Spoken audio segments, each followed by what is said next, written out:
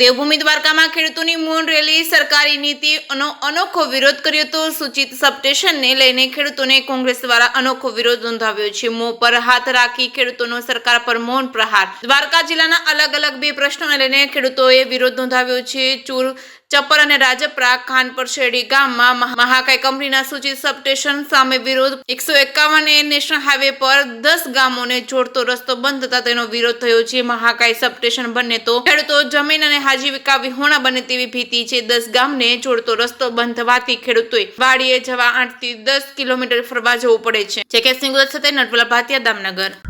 આ સરકાર છે એ દમનકારી નીતિ એવી અપનાવે છે કે એની સામે બોલો એટલે પકડીને કાં તો જેલમાં નાખી દે અથવા તો ડિટેન કરીને ઉપાડી જાય છે।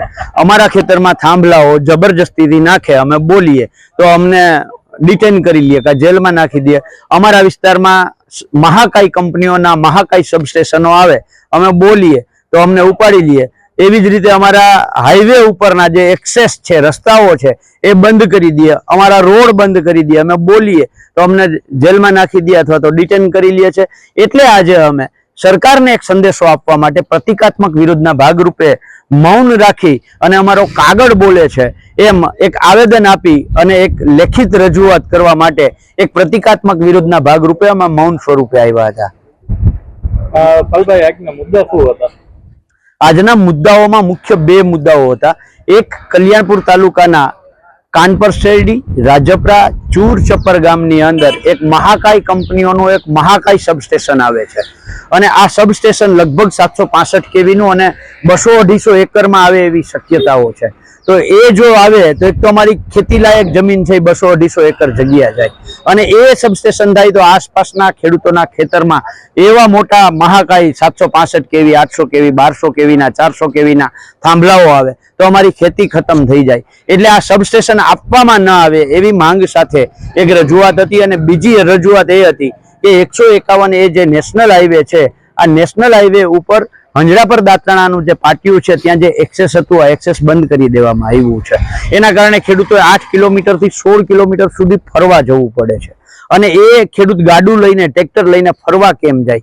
ક્યાંક રોંગ સાઈડમાં જાય છે તો એ ત્યાં આરટીઓ વાળા જાણે પોતાના કમાણીનું સાધન હોય એવી રીતે અહીંયા જીપ રાખીને ઉભા રહીએ છે। એટલે જેવો રોંગ સાઈડમાં નીકળો એટલે અમે નથી કહેતા રોંગ સાઈડમાં જવું જોઈએ, પણ આઈઆરસીની ગાઈડલાઈનથી ઉપરવટ જઈ અને એક્સેસ બંધ થાય તો ક્યાંક ને ક્યાંક ખેડૂતોએ પોતાનો સમય બચાવવા માટે, ડીઝલ બચાવવા માટે ટૂંકો રસ્તો અપનાવે એટલે આ થાય અને એમાં એક્સિડન્ટની શક્યતાઓ પણ વધે છે।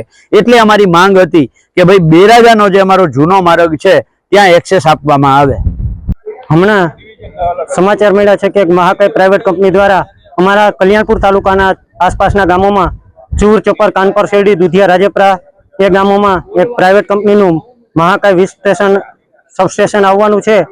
તો અમારી આની પહેલા સાની ડેમમાં ઓલરેડી બધા જ ખેડૂતની જમીન 70% જેવી જમીન અમારી સાની ડેમમાં વહી ગઈ છે।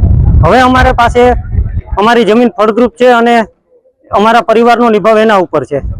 હવે જો આ જમીન રહી ગઈ, થોડી ઘણી જમીન રહી ગઈ છે, એમાં જો આ વીજ સ્ટેશન આવે તો અમારી પાસે આજીવિકાનો સ્ત્રોત પૂરો થઈ જાય, કારણ કે અમારું બધા જ ફેમિલી સભ્યો, બધા જ અમારો પરિવાર, આસપાસના તમામ વિસ્તારના લોકો બધા ખેતી ઉપર નિર્ધારિત છે અને આ સબસ્ટેશન અંદાજે 150 એકર જમીનમાં આવે તેવી શક્યતા છે।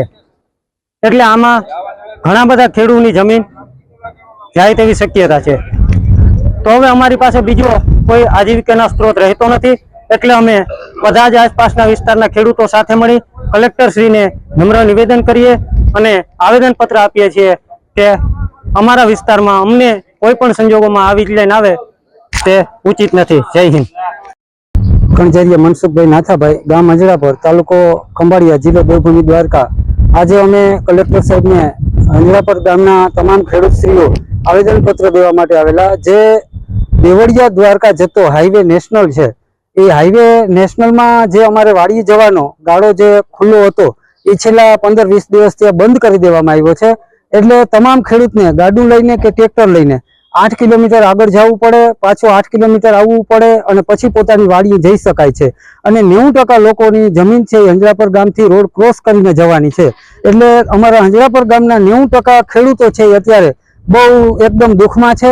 એમને 8-8 કિલોમીટર ખોટા ચડાવવા પડે છે, ગાડા બળદને હેરાન કરવા પડે છે. અને આ ન કરવું પડે ને અમારો રસ્તો જૂનોથી ડોલાવાડીનો રસ્તો ખુલ્લો કરવામાં આવે, જો નેશનલ હાઈવે ઉપર જે બંધ કરી દેવામાં આવ્યો છે એ ગાળો ખુલ્લો થઈ જાય તો તમામ ખેડૂતનો પ્રશ્ન હલ થઈ જાય અને તમામ ખેડૂત સહેલાઈથી પોતાની વાડીએ જઈ શકે એવી અમારી માંગ છે.